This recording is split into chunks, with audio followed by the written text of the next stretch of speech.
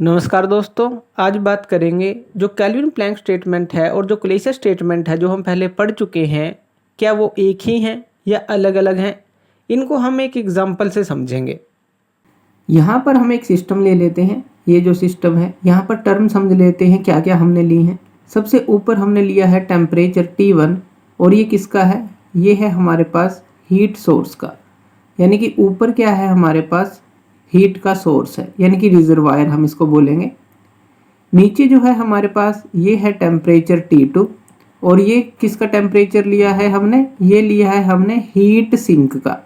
तो यहाँ पर हमने ले लिया हीट सिंक जिसका टेम्परेचर T2 है और रिजर्वायर यानी कि हीट सोर्स जिसका टेम्परेचर T1 है।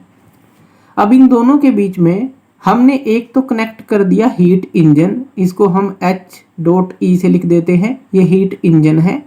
और एक कनेक्ट कर दिया हीट पंप, इसको हम H.P से लिख देते हैं, ये हीट पंप हो गया।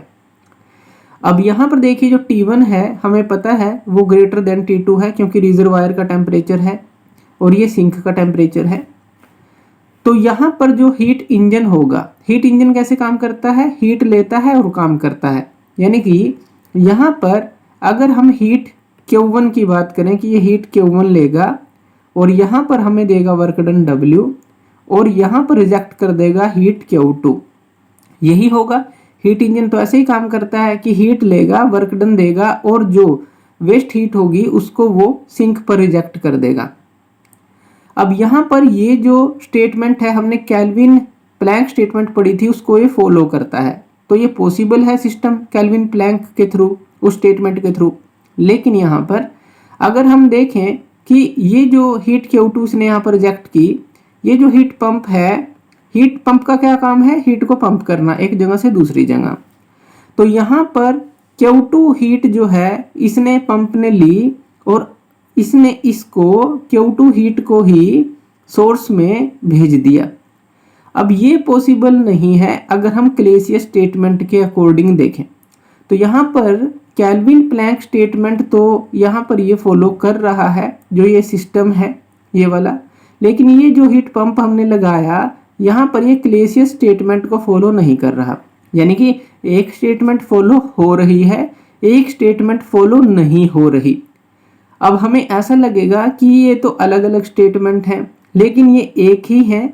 चलिए अब हम इसको दूसरे सिस्टम से समझते हैं। इस सिस्टम में देखिए अब हमने इन दोनों को कंबाइन कर दिया। किस किस को कंबाइन कर दिया, जो हीट पंप था और जो हीट इंजन था, इन दोनों को कंबाइन कर दिया, एक पूरा एक कॉम्बिनेशन बना लिया। यहाँ पर क्या था हमारे पास टेम्परेचर T1 जो कि था हीट सोर्स का। अब यहाँ पर देखिए सिंक जो है यहाँ पर है नहीं, सिंक को हमने हटा दिया। क्यों हटा दिया इसको समझते हैं। जो हीट सोर्स से हीट इंजन Q1 हीट ले रहा था और यहाँ पर ये वर्क डन दे रहा था तो रिजेक्ट कर रहा था क्या, Q2 हीट। अब इसी Q2 हीट को हीट पंप ले रहा था, यानी कि हम उसको हटा सकते हैं सिंक को, क्योंकि Q2 इसने हीट रिजेक्ट की और Q2 ही हीट पंप ने हीट ले ली और इसको जो है ऊपर यहाँ पर हीट सोर्स पर भेज दिया। अब यहाँ पर क्या हुआ कि सिंक को हम नेग्लेक्ट कर रहे हैं। अब ऐसा तो केल्विन प्लैंक के अकॉर्डिंग, जो केल्विन प्लैंक स्टेटमेंट थी उसके अकॉर्डिंग ये भी पॉसिबल नहीं है कि जो हीट सिंक है उसके बिना ही, यानी कि जितनी हीट रिजेक्ट हुई है वो सीधा सोर्स में चली जाए विदाउट जो रिजेक्टिंग इनटू सिंक। तो ये केल्विन प्लैंक स्टेटमेंट के अकॉर्डिंग ये सिस्टम पॉसिबल नहीं है।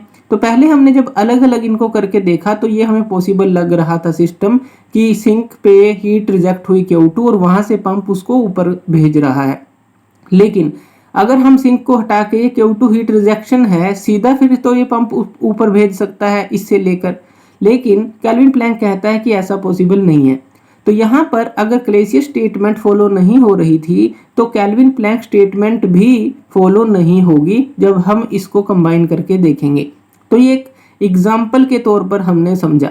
यानी कि अगर एक सिस्टम जो है, अगर हम बात करें, वायोलेट करेगा एक स्टेटमेंट को तो दूसरी स्टेटमेंट को भी वो वायोलेट करेगा। जैसा हमने स्टार्टिंग में कहा था कि जो केल्विन प्लैंक और जो क्लेसियस स्टेटमेंट हैं वो अलग दिखती हैं लेकिन है नहीं, ये वास्तव में एक ही हैं।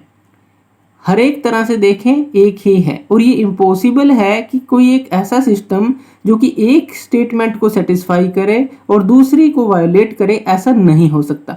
अगर एक को वो वायोलेट करेगा तो दूसरी को भी वायोलेट वो करेगा। तो यहाँ पर हमने ये समझा।